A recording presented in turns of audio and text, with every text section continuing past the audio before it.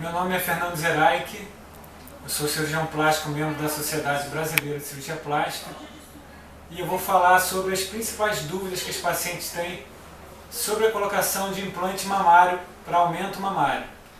As principais dúvidas que existem são em relação ao tamanho, isso só é possível avaliar durante a consulta, a gente tenta entender qual é a cabeça da paciente, porque cada paciente tem um conceito do que é grande, do que é normal, do que é um pouco grande. Isso é um conceito muito subjetivo. Às vezes o que é grande para o cirurgião não é grande para a paciente. Então a gente tenta mostrar através de fotos para tentar entender a paciente o que ela considera um resultado final satisfatório. Em relação ao formato da glândula, em relação ao plano de inserção do implante e a cicatriz. É sobre esses três aspectos que a gente consegue esclarecer através de vídeos que eu vou falar mais especificamente.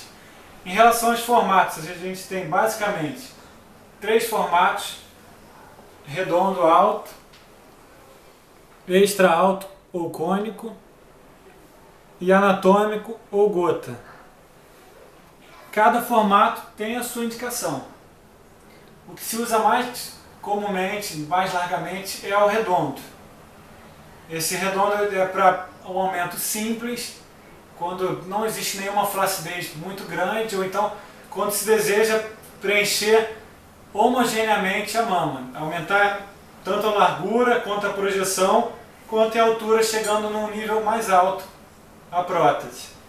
É o formato que é usado em mais ou menos 80% dos casos. Um resultado muito bom, um formato que todo mundo conhece quando se fala que colocou prótese. Em relação ao centro de projeção dele, que é onde ele alcança maior projeção, ele está situado na média distância entre a borda inferior e a superior, e esse ponto de maior projeção ele é inserido em relação à altura da areola, sendo o implante posicionado o mais medial possível para preencher a parte central, que é o que a mulher quer. A gente só deixa um espaço de 2 centímetros para cada lado, que é onde tem vaso e não pode ser invadido, pois aumenta o índice de complicação. Então a gente deixa o menor intervalo possível entre as próteses para ficar centralizado. Quando que a gente foge desse formato e precisa de outros formatos?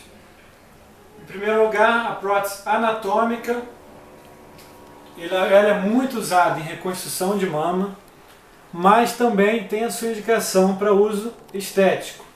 Olhando de lado, qual é a grande diferença em relação para o formato redondo? O centro de maior projeção está deslocado para baixo e, principalmente, a parte superior é o grande ganho dessa prótese em cirurgia estética. Ela é mais suave.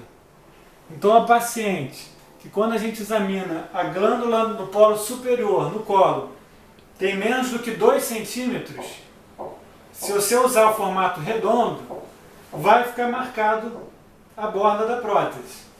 Isso, para algumas pacientes, é o que elas querem. Elas chegam falando: não, quero prótese redonda, quero marcado, quero parecer que colocou prótese, eu gosto de desenhado. Então o formato ideal é o redondo. E tem pacientes que falam: não, quero aumentar, mas não quero que pareça que colocou prótese. Para esse pedido, nenhum resultado é igual ao anatômico. Vai dar uma mama bonita, não fica caída, fica a mama bem projetada, só que a parte superior fica mais suave, sem parecer que colocou prótese. Nem colocando essa prótese redonda num plano submuscular para tentar aumentar a espessura, que fica mais discreto, nem essa manobra consegue dar um resultado tão bom quanto a prótese anatômica colocada no plano subglandular.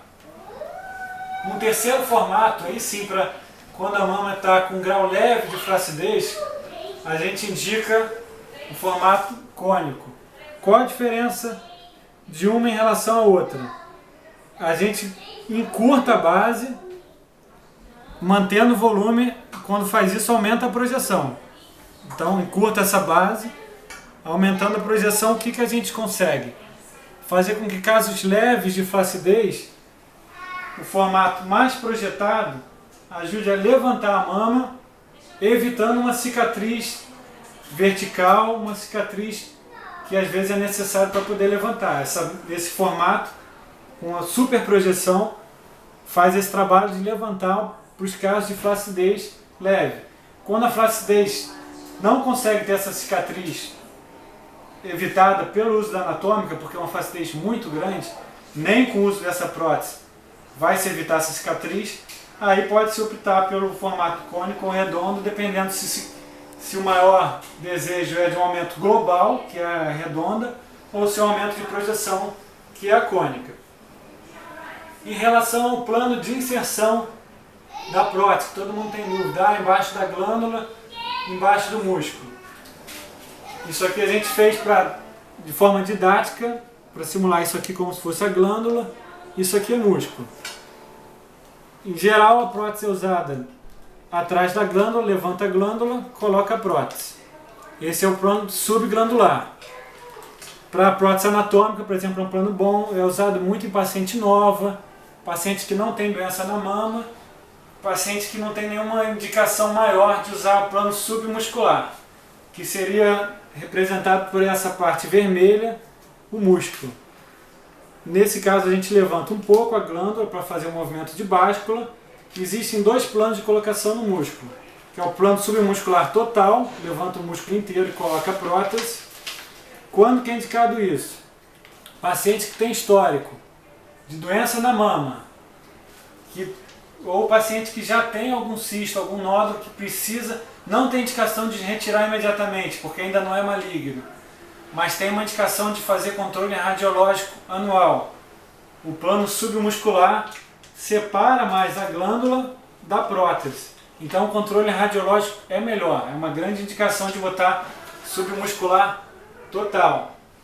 Ou então quando se quer preservar a cirurgia em pacientes que já têm algum grau de flacidez, porque a prótese, todas elas, independente do formato, tem um peso.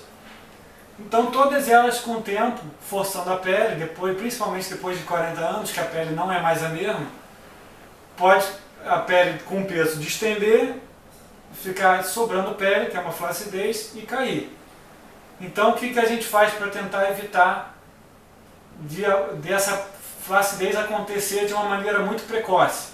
Não que não vai ter flacidez, mas de tentar retardar isso. Tentar fazer com que esse peso da prótese não seja segurado somente pela pele, seja segurado pelo músculo. E para isso a gente usa uma técnica, que é uma outra técnica submuscular, que a gente divide o músculo no meio. Vou simbolizar aqui o que a gente precisa fazer. Essa é a técnica que a gente chama de canguru. Por quê? Diferente da outra que a gente levanta o músculo inteiro, a gente levanta só parte do músculo inferior, coloca a prótese e deixa a parte inferior segurando como se fosse um canguru. Então ele segura o peso da prótese para tentar evitar com que a flacidez aconteça precocemente. E o plano e a cicatriz de inserção da prótese, isso também depende de caso a caso. Existe a cicatriz axilar, que em caso do paciente levantar fica mais visível. Também tem outras implicações que na consulta a gente explica. O mais comumente usado é no sulco, uma cicatriz de 4,5 cm posicionada lateral, ou pela areola. Pela areola é necessário mínimo, geralmente é só em quem teve filho, porque tem que ter uma areola de mais de 4 cm para poder colocar a prótese. Porque uma areola de 4 cm, para colocar a prótese, a gente tem que forçar para entrar. Então se for uma areola muito pequena, o que acontece é de machucar a borda da areola. Então não dá para colocar pela areola em quem quer, dá para botar em quem é possível, quem tem areola mínima de 4 centímetros. E no caso de ter retirada de pele, depende do grau de flacidez, pode ser só ao redor da areola, se for uma flacidez mais leve, ou se for uma flacidez maior, precisar do vertical, uma flacidez de último nível, além da vertical, da horizontal também, mas isso é possível avaliar durante a consulta. Muitas dúvidas a gente não pode mostrar resultado antes e depois, por norma do CRM. Isso a gente só pode discutir durante a consulta. Espero que as dúvidas básicas tenham sido esclarecidas. E muito obrigado. Qualquer dúvida, entre em contato com a gente.